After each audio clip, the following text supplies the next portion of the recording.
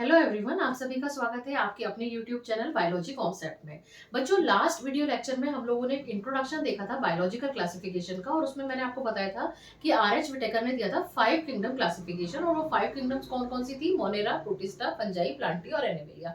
उनमें से आज पहली किंगडम हम लोग पढ़ने वाले हैं और वो है मोनेरा। जैसे ही बेटा मोनेरा का नाम आता है तो स्ट्राइकिंग फैक्टर होता है कि इसके मोस्ट ऑफ द मेंबर्स कौन होते हैं? इसके मोस्ट ऑफ द मेंबर्स क्या है? बैक्टीरिया। और जैसे ही बैक्टीरिया की बात आती है तो इसका आपको क्लासिफिकेशन लर्न करना बहुत जरूरी हो जाता है क्योंकि यहाँ पर से क्वेश्चन पूछे जाते हैं। बैक्टीरिया का जो हम ये लोग क्लासिफिकेशन देखेंगे वो हम देखेंगे on the basis of shape, यानी किस शेप का बैक्टीरिया है। इस आधार पर बैक्टीरिया 4 तरह के होंगे। पहला उनमें से होगा, इट मे बी पॉसिबल कि बैक्टीरिया किस शेप का हो? स्फेरिकल शेप का हो। तो हम क्या कह देंगे? ये हुई शेप स्फेरिकल। ठीक है, तो हम इस शेप के बैक्टीरिया को हम लोग क्या नाम देंगे? कोकाई। कोकाई या कोकस। दूसरा आता है कि जो बैक्टीरिया है उसका शेप क्या हो?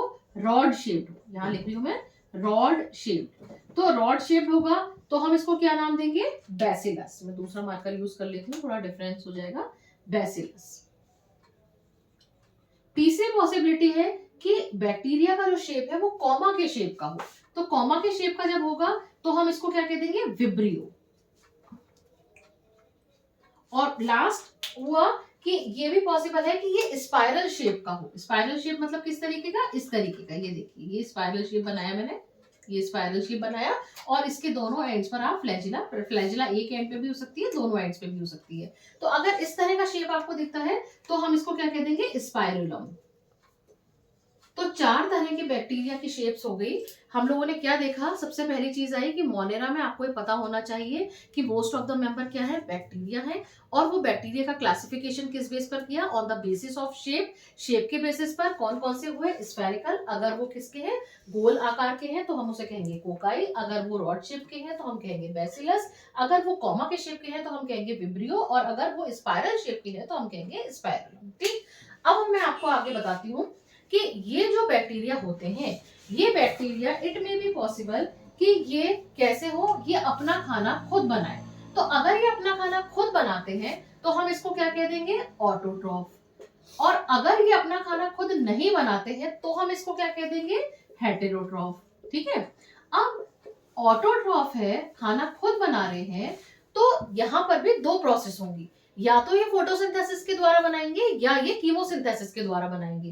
तो अगर ये फोटोसिंथेसिस के थ्रू बनाते हैं तो हम इन्हें क्या कह देंगे? Photo autotroph. Photo autotroph.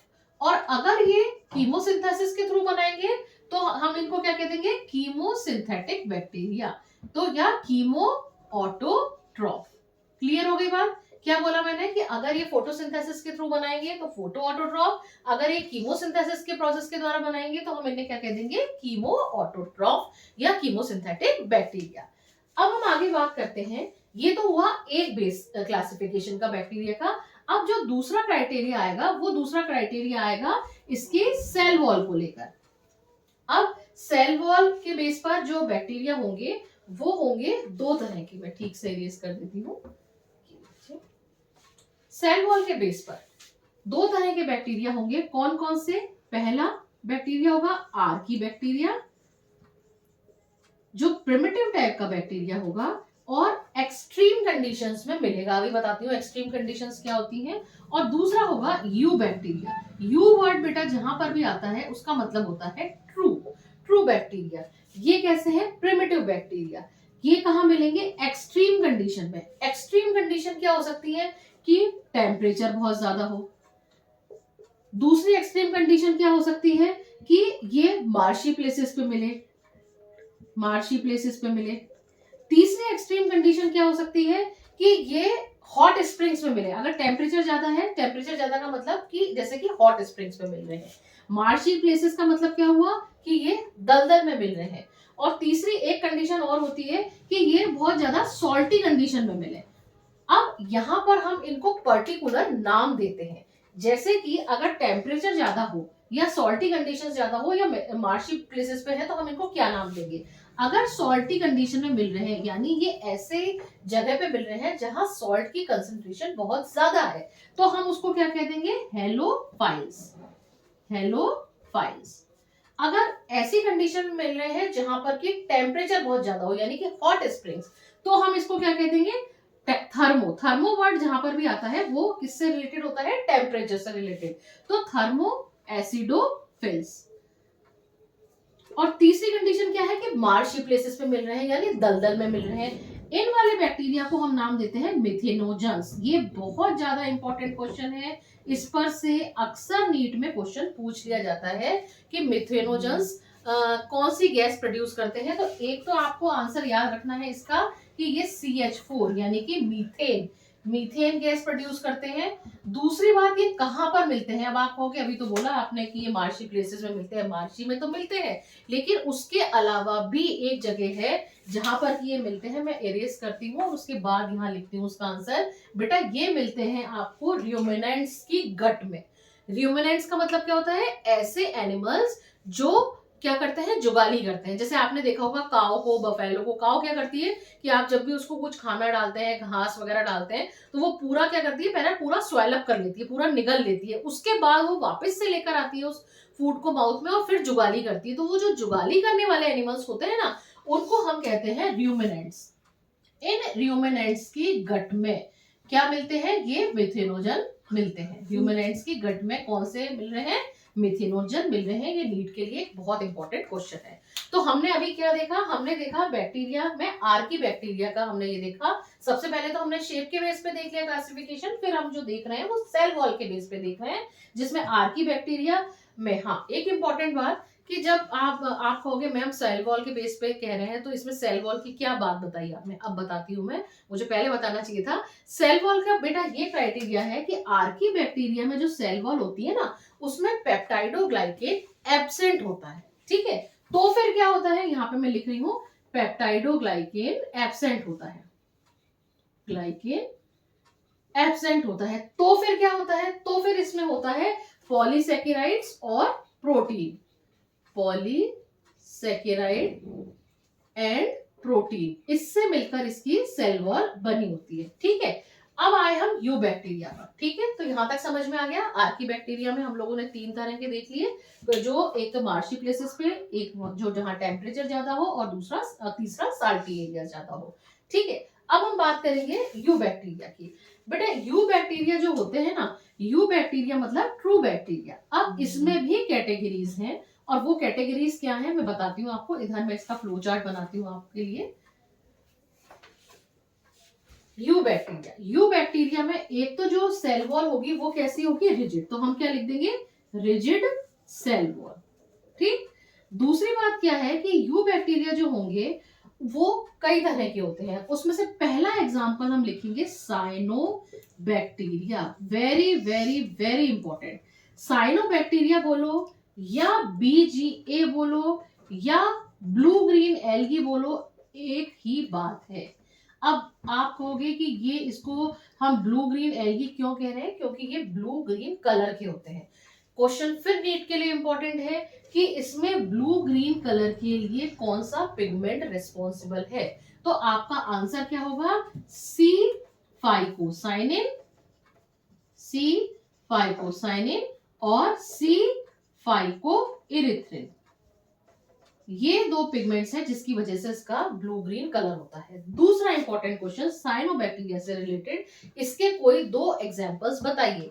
तो आपको लिखना है आंसर नॉस्टॉक और एनाबिना। अब नॉन स्टॉप मत लिख देना, नॉस्टॉक और एनाबिना। ये दूसरा इंपॉर्टेंट क्वेश्चन।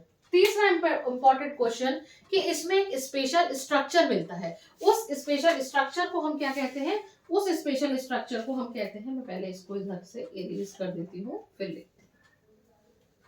ये इरेज हो गया, अब मैं लिखती हूँ, आपको समझ में आएगा। तीसरा इंपॉर्टेंट क्वेश्चन क्या है कि इसमें एक स्पेशल स्ट्रक्चर मिलता है जिसको हम कहते हैं हेटेरोसिस्ट। चौथा इंपॉर्टेंट क्वेश्चन कि इस हेटेरोसिस्ट का काम क्या होता है, इसका काम होता है नाइट्रोजन फिक्सेशन, ठीक है। तो ये बात किसकी हुई, साइनोबैक्टीरिया की। अब ये साइनोबैक्टीरिया के अलावा यू बैक्टीरिया में और क्या काम होता है, यू बैक्टीरिया के और कौन से एग्जांपल है, उसके एग्जांपल है हेटेरोट्रॉफिक बैक्टीरिया, मैक्सिमम जो बैक्टीरिया होते हैं वो हेटेरोट्रॉफिक टाइप के होते हैं, यानी दूसरे से न्यूट्रिशन लेते हैं और हमारे लिए बहुत यूजफुल होते हैं। कैसे? डेली लाइफ में, जैसे कि आप दूध से जब दही जमाते हैं, कर्ड जमाते हैं, तो वहां लैक्टोबैसिलस काम आता है। तो वो किस तरह का बैक्टीरिया है? हेटेरोट्रॉफिक बैक्टीरिया है। उसी तरीके से आप देखते हैं कि जो लैक्यूमिनस प्लांट्स की नोड्यूल्स में जो बैक्टीरिया मिलते हैं वो भी किस तरह के होते हैं? हेटेरोट्रॉफिक टाइप के होते हैं। अब ये हमने दो कैटेगरी पढ़ी, एक हमने पढ़ा साइनोबैक्टीरिया, दूसरा हमने पढ़ा हेटरोट्रॉफिक। इसमें भी किस तरह के बैक्टीरिया होते हैं? ऑटोट्रॉफिक। लेकिन वो ऑटोट्रॉफिक कैसे होते हैं? कीमो वाले, यानी कि chemo autotrophic bacteria. Chemo autotrophic bacteria यानी कि कीमोसिंथेसिस करेंगे। कैसे करेंगे कीमोसिंथेसिस? कि ये जो हम लोग जो फार्मर जो होते हैं वो अक्सर आपने देखा होगा कि फर्टिलाइजर्स का यूज करते हैं, है ना, सॉइल में। तो वो क्या डालते हैं फर्टिलाइजर्स के लिए? एनपीके डालते हैं, यानी कि नाइट्रोजन, पोटाश, सल्फर, ये चीजें देते हैं। तो ये क्या करते हैं, जो कीमो ऑटोट्रॉफिक बैक्टीरिया जो होते हैं या फोटोसिंथेटिक बैक्टीरिया जो होते हैं, वो नाइट्रेट और नाइट्राइट्स और अमोनिया, इन सबको क्या करते हैं? इन सबको ऑक्सीडाइज करते हैं, ठीक है। और उससे क्या चीज प्रोड्यूस होती है? उससे एनर्जी निकलती है और वो एटीपी के फॉर्म में ये फिर यूज में लेते हैं। तो ये हमने तीन तरह के पढ़ लिए। एक हमने पढ़ा साइनोबैक्टीरिया, एक हमने पढ़ा यू बैक्टीरिया, और एक हमने पढ़ा कीमोसिंथेटिक ऑटोट्रॉफिक बैक्टीरिया, ठीक है। तो ये हमने तीन तरह के बैक्टीरिया पढ़ लिए। तो मोनेरा में सब बैक्टीरिया के बारे में था। ये सारा मैटर आपको अच्छे से लर्न करना है। जहां आपको डाउट होता है आप मुझे कमेंट सेक्शन में लिखकर पूछ सकते हैं। एक इंपॉर्टेंट बात और है कि बैक्टीरिया से रिलेटेड आप 2-3 डिसीजेस के नाम भी याद रखेंगे, जैसे कि कॉलेरा होता है या टेटनस होता है। अगर प्लांट्स की हम बात करते हैं तो सिट्रस कैंकर एक बहुत इंपॉर्टेंट बैक्टीरियल डिसीज है। तो इसमें जो क्वेश्चंस कहाँ कहाँ पे से पूछे जाते हैं, एक तो इसके क्लासिफिकेशन को लेके पूछे जाते हैं, दूसरा मिथेनोजेंस पे से पूछा जाता है, तीसरा आर्की बैक्टीरिया पे से पूछा जाता है कि इसमें पेप्टाइडोग्लाइकेन प्रेजेंट होता है या एब्सेंट होता है, और ये जो मैंने साइनोबैक्टीरिया बताया है यहाँ पर से क्वेश्चन पूछा जाता है। तो आज के लिए इतना बहुत है, लेकिन जाने से पहले प्लीज आप सबसे हमारी रिक्वेस्ट है कि अगर आपको लगा हो कि वीडियो आपके लिए यूजफुल है तो प्लीज चैनल को ज्यादा से ज्यादा लाइक कीजिए, शेयर कीजिए और सब्सक्राइब करिए। Thank you very much.